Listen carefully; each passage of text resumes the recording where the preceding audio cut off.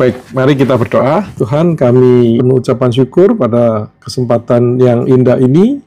Anak-anak Tuhan dalam persekutuan PKPAK boleh bersekutu, boleh memuji, memuliakan nama-Mu, mendengar kesaksian bagaimana Tuhan bekerja di dalam hidup saudara kami, di dalam mengejar impiannya. Dan sekarang kami mau baca sebagian dari firman Tuhan. Biarlah firman-Mu berbicara kepada kami pribadi lepas pribadi, kami boleh mendapatkan rema, dan kami boleh terus bertumbuh sebagai pribadi, sebagai pemimpin dimanapun Tuhan percayakan kepada kami. Tolong kami ya Tuhan, dalam nama Tuhan Yesus kami berdoa. Amin. Baik, puji Tuhan, hari ini pertama kali saya boleh ikut persekutuan dan sekaligus diminta untuk melayani firman Tuhan. Jadi tema kita adalah keberanian untuk mencapai kesuksesan. Ya, ini tema yang diberikan oleh Pak Mangesa, hambanya. Jadi sedikit mengawali sebelum kita baca ayatnya yang saya pilih. Jadi setelah banyak dari orang mendambakan keberhasilan, ya, sukses dalam bidangnya, dalam pekerjaan, bahkan dalam keluarga dan di dalam pelayanan, ya, di dalam berbagai area. Tapi kita tahu saudara ya bahwa keberhasilan tidak bisa datang dengan mudah, ya. Sesuatu yang mudah bukanlah sesuatu yang besar, ya. Tapi ketika kita mengimpikan sesuatu yang besar maka tidak mudah, ya. Penuh tantangan, ya. Banyak hambatan dan banyak pengorbanan yang harus direlakan. Ya, kita mendengar kesaksian tadi saudara ya, betapa waktu-waktu rekreasinya sudah hilang, ya. Malah bermimpi ada hari ke-8. Begitulah perjuangan, ya, yang harus dihadapi orang untuk mencapai sesuatu yang besar di dalam hidupnya, ya. Jadi saudara, banyak orang tidak berhasil di dalam hidupnya sebenarnya bukan karena kurang berbakat atau kurang memiliki peluang. Kita bisa melihat banyak orang yang punya bakat saudara, yang punya talenta, dan ada peluang-peluang yang terbuka sebenarnya bagi dirinya untuk kemudian mengeksplor dirinya. Tapi saudara, orang-orang ini tidak berani bermimpi besar, ya. Kemudian tidak berani melangkah, ya. Itu tadi saya dengar perusahaan sudah dirintis tahun 20-an, tapi sepertinya sampai sekarang belum di full time di situ, ya. Nah, jadi itu perlu keberanian untuk melangkah, ya. Ini mirip dengan BKPAK, ya. BKPAK sudah didirikan, tapi pendirinya masih pelayanan di lembaga lain, ya. Jadi saudara, itu ya hambatannya, ya. Tapi puji Tuhan akhirnya sendiri berani melangkah, ya, masuk full time untuk BKPAK, ya. Jadi saudara, banyak orang gagal bukan karena mereka tidak memiliki kesempatan, tapi tidak berani, tidak mau melepaskan apa yang sedang dikerjakan, ya. Dan bisa itu kebiasaan, bisa lingkungan, pola pikir, ya, sesuatu yang menghambat saudara. Seringkali kita tidak rela, ya. Semangat, ya. Sebenarnya bangsa Israel saudara sudah masuk ke tanah perjanjian, tetapi pikiran mereka itu masih sangat terikat dengan kehidupan di Mesir. Kemudian mereka berjalan di padang dan mereka selalu pikirannya kembali ke Mesir. Karena itu dia sering bersungut-sungut, ya, yang membuat Tuhan marah dan membuat mereka tidak diizinkan masuk ke tanah perjanjian. Jadi pikiran mereka itu masih sangat terikat dengan Mesir, sangat terikat dengan pikiran dunia, ya, bukan pikiran yang coba Tuhan tanamkan. Dan bahkan mereka memilih mengungkapkan lebih baik jadi budak di Mesir daripada mati di padang gurun, ya. Nah, saudara, poin berikut lagi, saudara, ya, seperti tadi kita dengar kesaksian itu, saudara, ya, kalau kita mau berhasil mencapai suatu mimpi yang besar, maka tidak bisa tidak harus melalui proses pembelajaran yang panjang, ya, proses pembelajaran yang panjang, ya. Nah, ini juga menjadi hambatan, barrier untuk orang bisa berhasil. Banyak orang tidak punya keberanian, semangat, kekuatan hati untuk belajar, ya, yang serius, ya, yang mendukung keberhasilannya, ya. Nah, saudara, kita akan membaca Yosua 1 ayat 9 dan kita melihat bagaimana seorang Yosua ini diberi panggilan, diberi tugas untuk memimpin bangsa Israel masuk ke tanah perjanjian ketika Musa, pemimpin besar sebelumnya, itu mati. Nah, mari saya bacakan Yosua 1 ayat 1 sampai 9. Saudara bisa juga baca, ikuti di handphone atau di Alkitab saudara, Yosua 1 sampai 9. Sesudah Musa hamba Tuhan itu mati, ya, ini titiknya, berfirmanlah Tuhan kepada Yosua bin Nun, abdi Musa itu, ya, dia itu tadinya abdi, ya, membantu Musa. Demikian, hambaku Musa telah mati, sebab itu bersiaplah sekarang. Seberangilah sungai Yordan ini, engkau dan seluruh bangsa ini, menuju negeri yang akan kuberikan kepada mereka, kepada orang Israel itu. Setiap tempat yang akan diinjak oleh telapak kakimu, kuberikan kepadamu, seperti yang telah kujanjikan kepada Musa. Nah, bahkan batasnya disebutkan di ayat 4, ya. Dari padang gurun dan gunung Libanon yang di sebelah sana itu, sampai ke sungai besar, yaitu sungai Efrat, seluruh tanah orang Het, sampai ke laut besar di sebelah matahari terbenam, semuanya itu akan menjadi daerahmu. Ayat 5, seorang pun tidak akan dapat bertahan menghadapi engkau seumur hidupmu. Seperti aku menyertai Musa, demikian juga aku akan menyertai engkau. Aku tidak akan membiarkan engkau dan tidak akan meninggalkan engkau. Kuatkan dan teguhkanlah hatimu, sebab engkau yang akan memimpin bangsa ini memiliki negeri yang kujanjikan dengan bersumpah kepada nenek moyang mereka untuk diberikan kepada mereka. 7. Hanya kuatkanlah dan teguhkanlah hatimu dengan sungguh-sungguh, bertindaklah hati-hati sesuai dengan seluruh hukum yang telah diperintahkan kepadamu oleh hambaku Musa. Janganlah menyimpang ke kanan atau ke kiri, supaya engkau beruntung kemanapun engkau pergi. 8. Janganlah engkau lupa memperkatakan kitab Taurat ini, tetapi renungkanlah itu siang dan malam, supaya engkau bertindak hati-hati, ya, sesuai dengan yang tertulis di dalamnya. Sebab dengan demikian jalanmu akan berhasil dan engkau akan beruntung, ya. Demikianlah telah kuperintahkan kepadamu, kuatkan dan teguhkanlah hatimu, janganlah kecut dan tawar hati, sebab Tuhan Allahmu menyertai engkau kemanapun engkau pergi. Jadi demikian firman Tuhan. Yang berbahagia kalau kita membaca firman Tuhan, merenungkan, dan melakukan firman itu. Nah, jadi saya sudah sampaikan pendahuluan tadi, jadi di dalam itu sebenarnya ada berbagai hambatan untuk kita bisa mencapai impian yang besar, ya, impian cita-cita yang besar itu, ya. Jadi apa yang menjadi hambatan kita? Bacaan kita ini adalah kitab ke-6, ya, di dalam Perjanjian Lama, ya, yang menceritakan kepemimpinan Yosua, ya, setelah Musa, ya. Dan itu nanti saudara kalau baca semua adalah tentang bagaimana bangsa Israel memasuki, ya, serta menduduki, menduduki tanah Kanaan, ya. Kemudian nanti dibagi di antara suku-suku Israel, ya. Nah, saudara, kita ingat Musa adalah pemimpin besar mereka yang menghadapi Fir'aun, ya, yang jahat itu, yang penuh berkuasa itu, ya. Kemudian membawa keluar, menyeberangi Laut Merah, ya. Kemudian ketika tidak ada makanan, minta roti dari sorga, ya, dan bertemu dengan Tuhan, ya. Dan jadi saudara, Musa ini kan luar biasa sekali, ya, sebagai pemimpin, ya. Nah, jadi ketika Musa mati, maka seluruh bangsa Israel itu jadi syok, ya, dan berduka, tapi juga sangat takut menghadapi masa depan, ya. Nah, jadi pada bacaan kita Allah pertama kali mengatakan hambaku Musa sudah mati, ya.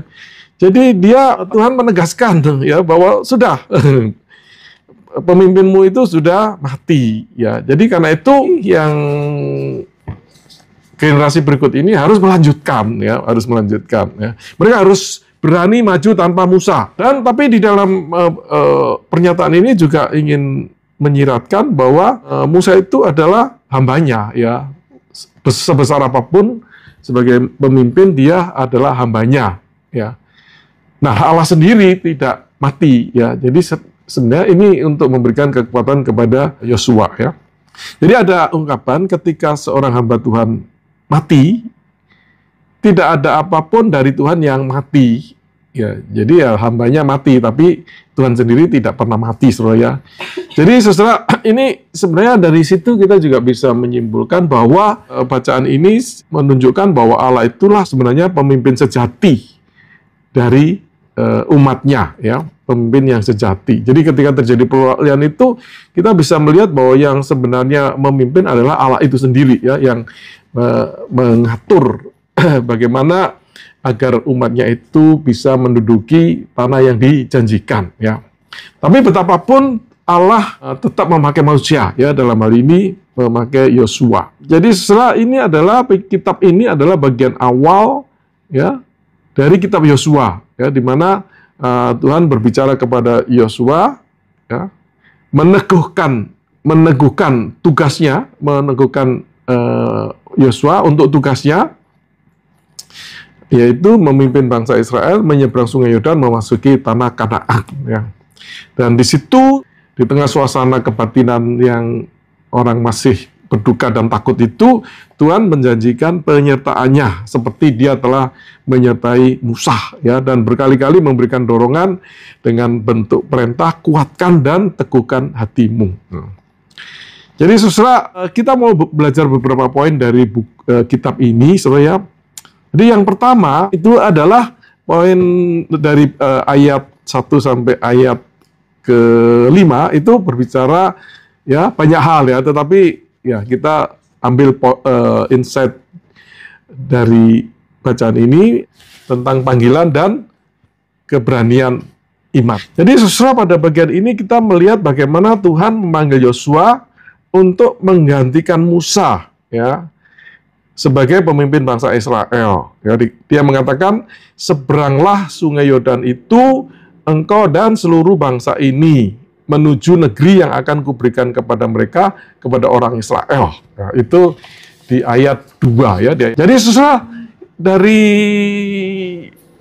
bacaan ini kita bisa menyimpulkan, atau tentu didukung dengan ayat-ayat firman Tuhan yang lain, bahwa satu kunci keberhasilan kita adalah mengetahui, ya, dengan jelas apa panggilan Allah bagi hidup kita, dan kemudian hidup di dalam panggilan itu. Ya, kita ingat satu ayat yang mengatakan, sebab karena kasih karunia kamu diselamatkan oleh iman, itu bukan hasil usahamu, tetapi pemberian Allah, itu bukan hasil pekerjaanmu, jangan ada orang yang memegahkan diri. Nah, itu adalah panggilan untuk menjadi bagian daripada kerajaan Allah, ya, bertobat, ya. Tapi kemudian ada ayat yang ke-10 ini, karena itu kita ini buatan Allah, diciptakan sebagai manusia dan diciptakan sebagai manusia baru, ya. Diciptakan dalam Kristus Yesus untuk melakukan pekerjaan baik yang dipersiapkan Allah sebelumnya. Ia mau supaya kita hidup di dalamnya.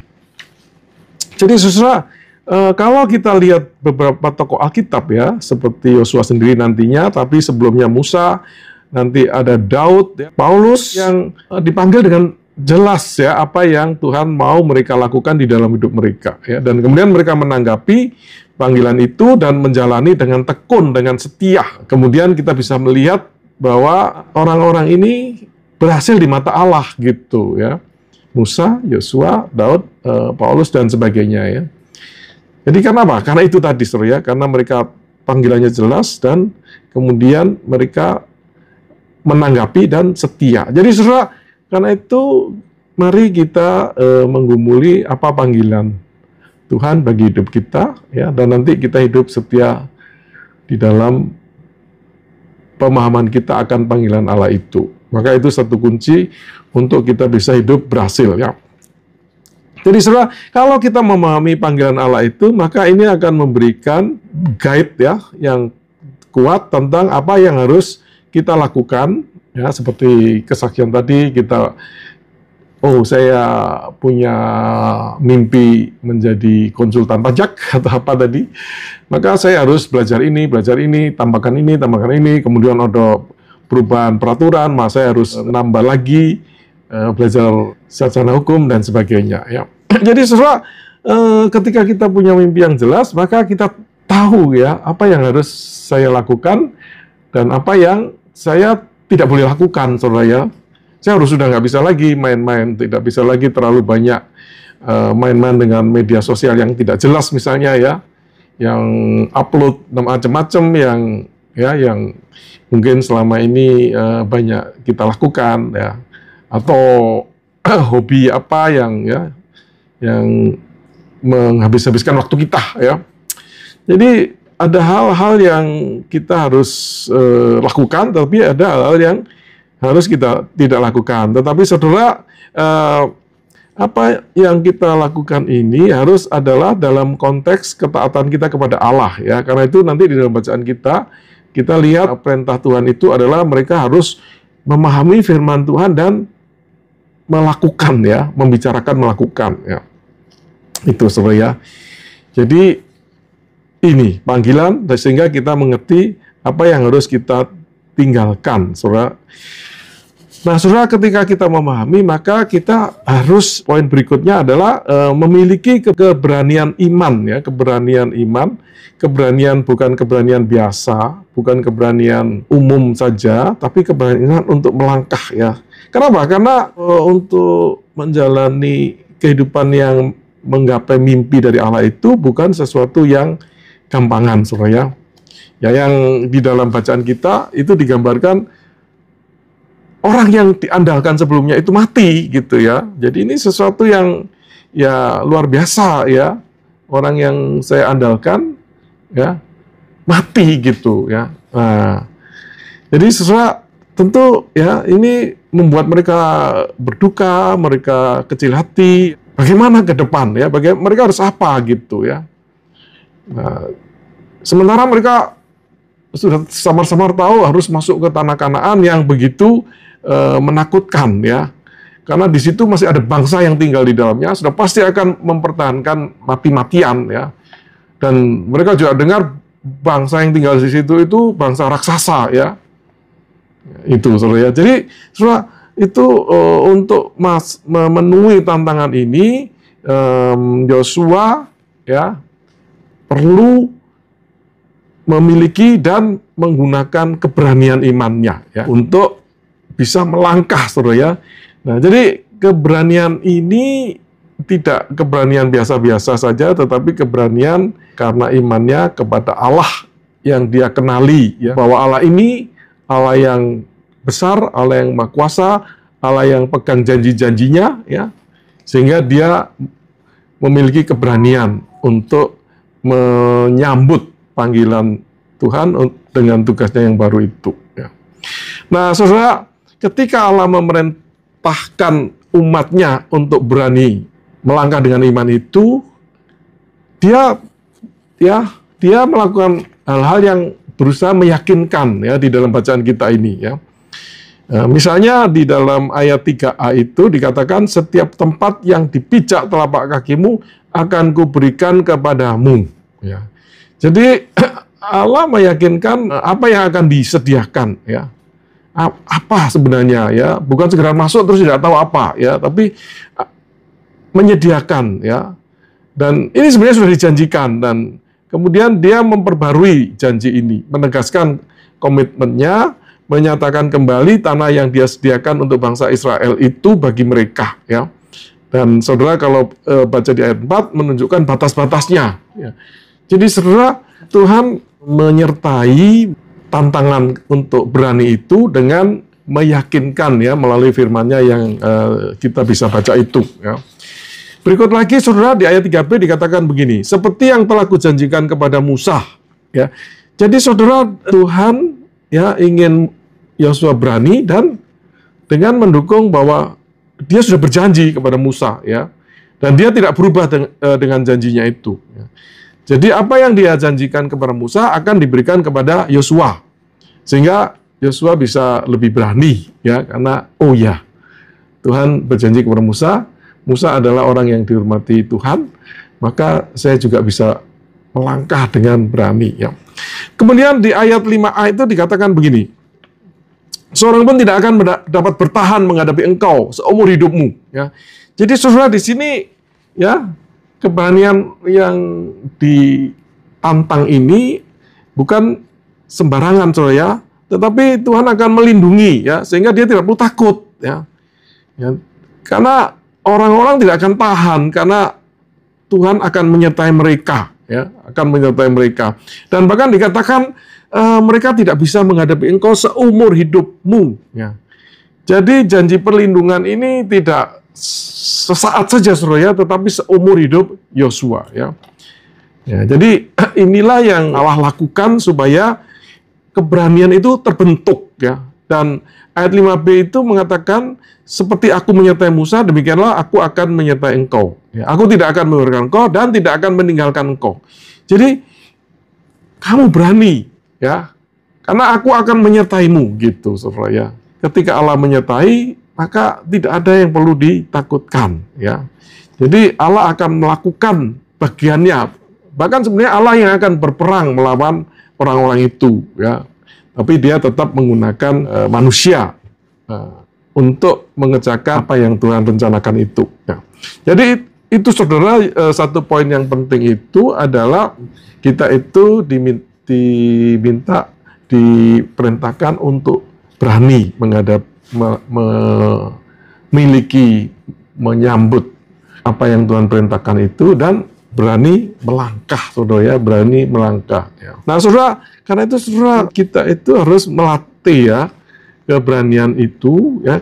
Karena keberanian itu sedikit banyak seperti otot, ya. Jadi seperti tadi, kesaksian tadi kan mulai berani memulai, mulai berani belajar dan sebagainya. Nah, itu sebenarnya perlu dengan sengaja dilatih, ya, sebagai lebih berani, lebih nekat dari waktu ke waktu, saudara. Karena keberanian itu seperti otot, ya, yang akan menjadi lebih kuat ketika digunakan. Ya. Kalau otot kita biarkan, maka kekuatannya hilang, saudara, ya. Untuk membangkitkan otot itu kembali, itu juga perlu waktu yang lebih lama lagi, gitu. Jadi sebaiknya memang kita latih terus otot kita, supaya otot kita itu tidak hilang dan kita kuat, fisik kita kuat. Nah, keberanian seperti itu, saudara, ya. Dan ayat ini mengatakan mendukung itu, ya. Kamu lihat bahwa iman bekerja sama dengan perbuatan-perbuatan, dan oleh perbuatan-perbuatan iman itu menjadi sempurna. Jadi kita bisa gunakan ayat ini untuk mendukung, ya, bahwa iman harus didukung dengan perbuatan. Jadi iman dengan perbuatan itu bekerja sama untuk kemudian membuat iman itu kuat, ya, membuat iman itu tumbuh. Jadi kita perlu membangun di dalam diri kita keberanian yang supranatural itu, ya, untuk berani menggapai apa yang Tuhan siapkan bagi hidup kita masing-masing, ya. Nah, saudara, itu poin pertama. Poin kedua adalah Tuhan memberikan dorongan, ya, untuk kuat dan teguh, ya, dorongan untuk kuat dan teguh. Jadi Allah tidak saja memberikan berbagai keyakinan tadi yang kita sudah lihat itu, tapi juga memberikan dorongan, ya, encouragement, sehingga keberanian itu semakin terbentuk, ya. Dan dorongan ini disampaikan dalam bentuk perintah sampai 3 kali, ya. Kuatkanlah dan teguhkanlah hatimu, ya, ayat 6, 7, dan 8, ya. Dan bahkan sebenarnya Yosua sudah pernah mendengar dorongan ini dari Musa, ya. Ya, tetapi itu tentu dulu, ya, dulu masih jauh, ya, masih jauh. Nah, ini adalah sekarang, dan ini adalah kenyataan, ya, yang langsung di depan mata. Dia harus memimpin bangsa yang besar ini untuk masuk ke tanah Kanaan, ya. Nah, saudara, di samping 2 perintah ini, kuatkan dan teguhkan, ya, juga dorongan ini diberikan juga dalam 2 bentuk larangan, ya. Jadi janganlah terkejut dan janganlah tawar hati. Jadi, saudara, bukankah kita juga perlu saling memberikan dorongan, ya? Jadi saya pikir persekutuan ini menolong, ya, kesaksian tadi, ya, firman Tuhan akan memberikan dorongan kepada setiap kita yang boleh hadir, ya, mungkin juga yang tidak hadir pada kesempatan lain, untuk saling memberi dorongan, saudara, ya, supaya kita tetap bersemangat dengan panggilan, dengan mimpi-mimpi yang kita dapatkan, agar kita terus kejar, ya. Dan Allah juga bukan saja memberikan dorongan, tapi Dia juga memberikan penegasan, ya, afirmasi bahwa engkau bisa, gitu, ya, engkau bisa, ya.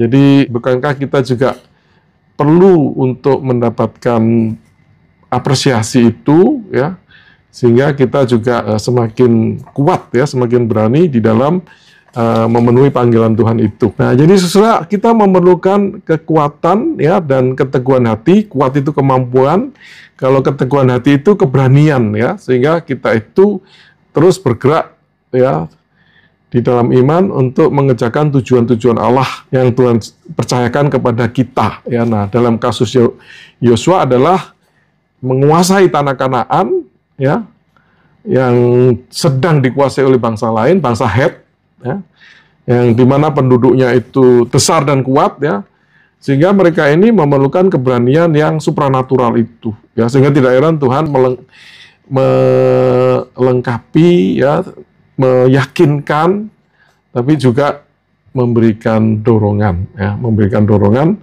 agar mereka itu berani ya, agar keberaniannya itu supranatural. Soal itu hal kedua yang kita belajar dari bacaan kita. Poin ketiga adalah agar kita berhasil ya di dalam perjalanan karir, di dalam perjalanan mengejar impian itu, maka itu perlu dilandasi dengan berdiri secara teguh di atas firman Tuhan. Jadi saudara, ya saya bisa menyaksikan saudara ya, bahwa saya juga seperti saudara tadi yang memberi kesaksian, Michael ya, itu saya juga merintis perusahaan dan punya teman ya, dan teman-teman tidak peduli dengan prinsip-prinsip firman Tuhan yang berhubungan dengan bagaimana kita mengelola usaha ya. Yang penting dapat proyek, dapat bisnis ya, dapat untung ya, tapi mereka tidak peduli soal pajak, soal kewajiban terhadap perusahaan, terhadap karyawan dan sebagainya ya. Tapi saya sebagai orang percaya ya, yang juga puji Tuhan dibina oleh berbagai lembaga, saya terbeban saudara untuk tidak sekedar bisnis, tetapi bisnis ini harus bisnis yang sesuai dengan firman Tuhan ya. Nah, itu saudara, saya sampai 3 kali saya keluar dari hubungan seperti yang dijalin saudara Michael tadi ya, dan sampai terakhir ini ya, yang mimpin saya yang secara utuh ya, sehingga gampang ditetapkan policy yang saya inginkan ya. Nah, saudara, saya bisa saksikan saudara ya, ada perusahaan salah satu yang saya tinggalkan itu ya, itu ya berarti usianya lebih tua ya dari perusahaan yang sekarang, dan di situ juga ada orang-orang hebat sampai profesor gitu-gitu ya. Tapi saat ini dia sangat bermasalah, bahkan sudah ditutup ya, sudah ditutup saudara ya. Jadi maka benar sekali firman Tuhan ini ya, kalau kita mau berhasil jangka panjang itu kita itu harus mendasarkan ya perjuangan kita ini dengan firman Tuhan ya, sehingga kita itu tidak menyimpang ke kanan atau ke kiri, dan kita beruntung ya, beruntung saudara. Jadi saudara berusaha mati-matian menghitung ya untung rugi dengan pengeluaran pajak, pengeluaran kewajiban itu. Tapi kalau tidak beruntung ya, kalau proyeknya tidak masuk ya percuma saudara gitu. Jadi di sini ya, Tuhan itu berkuasa ya, kita harus beriman begitu saudara. Nah, Dia yang akan membuat kita itu beruntung, dan Tuhan melihatnya apakah anak-anaknya ini tahu firman Tuhan dan taat kepada firman Tuhan saudara. Nah itu ya. Jadi saudara, di dalam bacaan ini dikatakan janganlah engkau lupa memperkatakan kitab Taurat. Jadi firman Tuhan itu harus mewarnai perkataan kita. Jadi ketika berbicara itu ya kita harus diwarnai oleh nilai-nilai firman Tuhan ya. Kepada rekan kerja, kepada teman-teman, kepada keluarga ya. Jadi kita harus bicara ya kebenaran gitu ya. Jadi kita harus menyampaikan ya apa yang kita yakini ya. Misalnya di salah satu yang kita dulu perusahaan yang saya pimpin ini kan pemiliknya macam-macam sebenarnya. Nah, salah satu yang kemudian kita bicarakan adalah kita itu jangan melayani perusahaan yang tidak menjadi berkat ya. Yang tidak menjadi berkat, yaitu perusahaan yang saya target itu adalah perusahaan rokok saudara, karena rokok juga punya potensi untuk melakukan riset. Ya. Tapi kita tahu rokok ini merusak kesehatan masyarakat, ya, dan berarti ini bukan dari Tuhan. Kalau Tuhan, pekerjaan-pekerjaan yang dari Tuhan pasti memberkati apapun itu, ya. Tetapi pekerjaan yang merusak, ya, seperti narkoba, pelacuran, ya, nah termasuk merokok, ini bukan dari Tuhan, saudara, ya, karena sifatnya merusak. Karena itu, ya, kita harus bicara bahwa ini merusak. Karena itu kita jangan terlibat di dalam bisnis yang terkait dengan rokok, ya. Nah itu, jadi tapi dan puji Tuhan akhirnya itu bisa diterima begitu, saudara. Nah jadi firman Tuhan harus kita perkatakan, ya.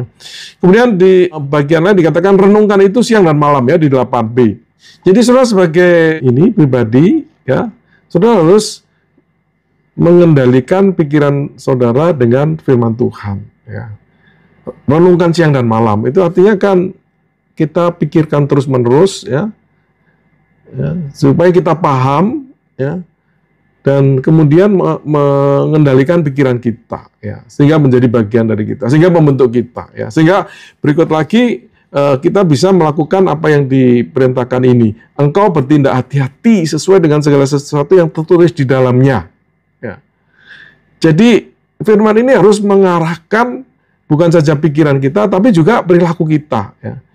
Ya, kita tahu, kita mengerti, ya, dan selanjutnya mempraktekkan dengan hati-hati di dalam kehidupan kita dan di dalam mengerjakan cita-cita kita itu, ya.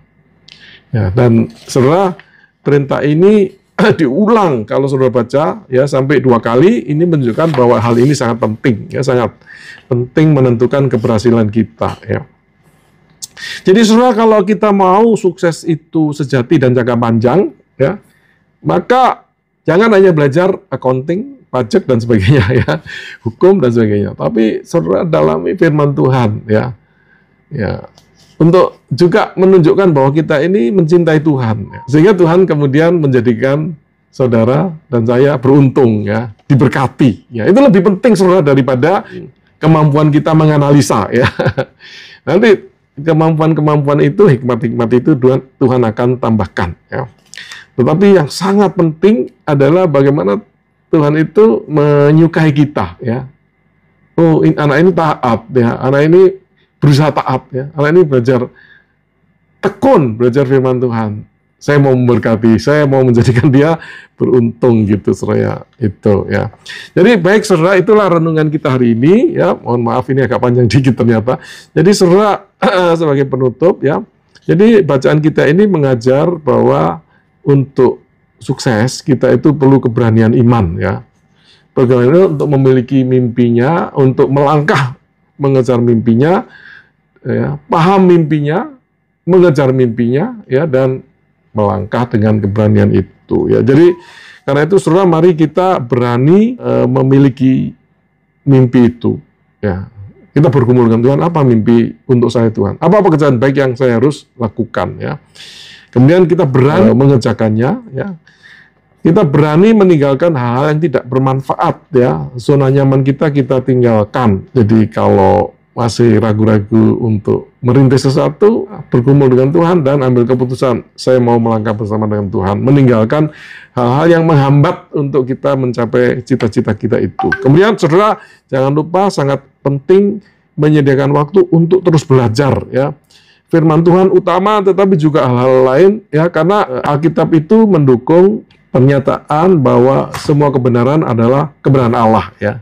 Jadi yang belum ditulis di dalam Alkitab pun, kalau itu adalah kebenaran dari Allah, bukan dari dunia yang sama sekali di luar Allah kita, ya. Karena Allah pencipta langit bumi beserta segala isinya, ya.